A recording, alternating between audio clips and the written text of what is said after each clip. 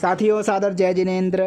मैं रोहित जैन अपने YouTube channel तीर्थंकर वर्धमान ज्ञान सागर पे आप लोगों का स्वागत करता हूँ। आज मैं बताने जा रहा हूँ कि विनम्रता क्या है। भक्ति के मार्ग पे जो चल रहा है, जो बंदगी के मार्ग पे चल रहा है, उसके लिए अति आवश्यक है कि वो विनम्र रहे, पोलाइटली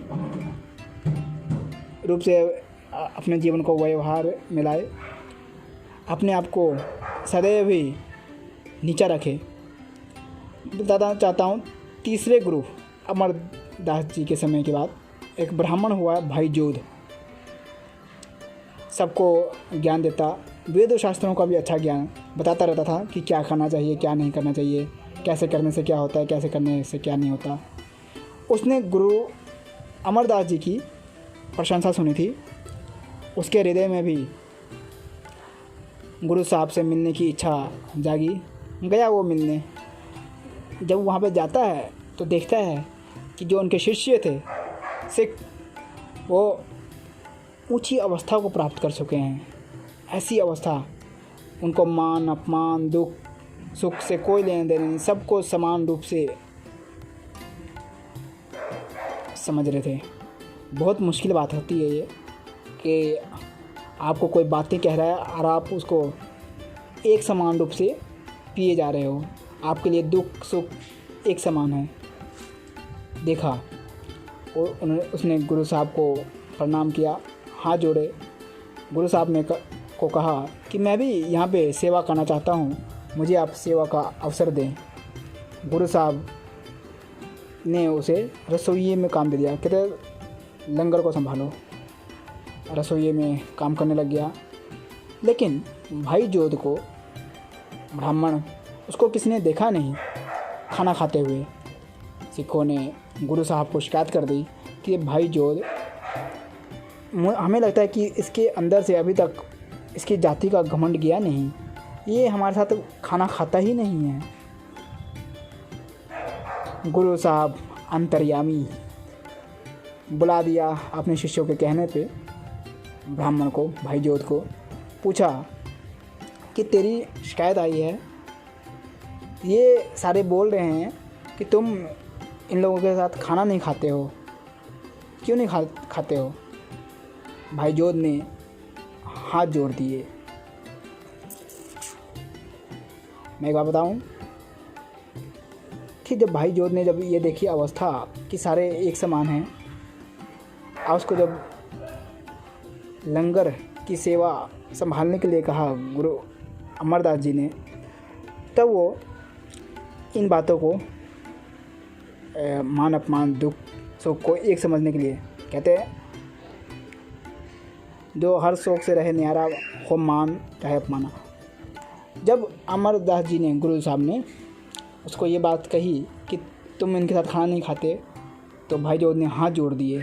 कहने लगा, गुरु जी, ऐसा कैसे हो सकता है कि मैं खाना ना खाऊं? अगर मैं खाना नहीं खाऊंगा तो जीवित ही कैसे रह सकता हूं? मैं खाना खाता हूं, भोजन तो मुझे करना ही है। मेरे हृदय में ये बात आती थी कि मैं इनके साथ कैसे भोजन कर लूं? ये तो पिछड़ी जाति के, मैं ब्राह्मण, मेरे मन से ये अभिमान नहीं जा रहा था। तो मैं क्या करता था कि ये जो शिष्य लोग खाते थे, जितने लोग खाते थे, उनका थाली में थोड़ा थोड़ा खाना बच जाता था। मैं इनका वही थोड़ा हुआ भोजन जूठा वो खाता था, ताकि मैं अपने मन को ये कह सकूं कि तू ब्राह्मण है फिर भी जूठा भोजन खा रहा है, किस बात का अभिमान है? मैं अपने आप को कोसने के लिए उनकी जूठन खाता था, ताकि मैं अपने आप को उल्हाने दे सकूं, ताकि विनम्रता आ सके। मैं अपने आप को ये कह सकूं कि तू किस बात का अभिमान कर रहा है अपनी ऊंची जात का।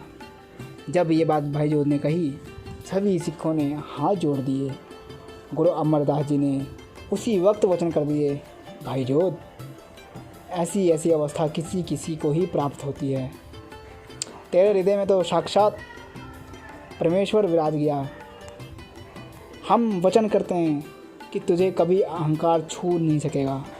गुरु साहब ने उसी वक्त वचन कर दिए, वरदान दे दिया कि तुम्हें अहंकार छू नहीं सकता। लेकिन आज के बाद हमारी एक बात मान कि अब तुम्हें किसी का भी जूठा खाने की ज़रूरत नहीं, किसी का भी जूठा नहीं खाना। ये अवस्था होती है विनम्रता की। अगर कोई विनम्र हो जाए, विनम्र रहना सीख जाए, तो उसे वाकई में प्राप्ति हो जाती है। ये भक्ति की पहली मांग होती है बंदगी की, सेवा की, कि अगर किसी की सेवा करने हैं तो विनम्र हो जाओ। साले साल जोड़ी की बात याद आती है। जब गुरु नानक उसके पास गए तो उसने गुरु नानक को भोजन कराया। बदले में उसने कहा कि गुरु साहब मेरे पर कृपा करो कि मेरा जन्म मरण का बंधन कट जाए। गुरु साहब ने कहा कि तेरे ऐसे कर्म हैं तभी हम तेरे पास भोजन करने आए हैं। ये जन्म मरण का जो बंधन है ना, काटना, ये जन्मों जन्मों की भक्ति होती है। तो उसने कहा कि बताओ कोई रास्ता जिससे मेरा जन्म मरण का बंधन कर सके। तो गुरु साहब ने उसके नौकर की ओर इशारा कर दिया और कहा कि इसके पैर पकड़ ले। साला साल जोरी ने कहा कि ये तो मेरा नौकर बहुत ही अच्छा है, ये आप क्या कह रहे हैं, ये तो साधु प्रवृत्ति का है, साधु स्वभाव का है। अगर आप कोई कुत्ते को भी बोलोगे कि मेरा ओके उसका पैर पकड़ ले, तो मैं कुत्ते का ही पकड़ लूँगा। ये बात कहते हुए उसने अपने नौकर के पैर पकड़ लिए। उसी वक्त गुरु साहब ने भी उसके सिर पे हाथ रख दिया और कह दिया कि तेरे जन्म मरण के बंधन कट गए। जब उसने पूछा कि आपने तो कहा था कि जन्मों की भक्ति चाहिए इसके लिए, तो गुरु साहब ने जवाब दिया कि जन्मों की भक्ति क्यों चाहिए होती है, ताकि विनम्रता आ सके, झुकाव आ सके, छोटे बड़े का कोई भेदभाव ना रह सके। इसलिए कहा जाता है कि विनम्रता लाओ। कई बार जन्मों की भक्ति करके भी विनम्रता नहीं आ पाती, तभी ये जो मोक्ष है प्राप्त नहीं हो पाता।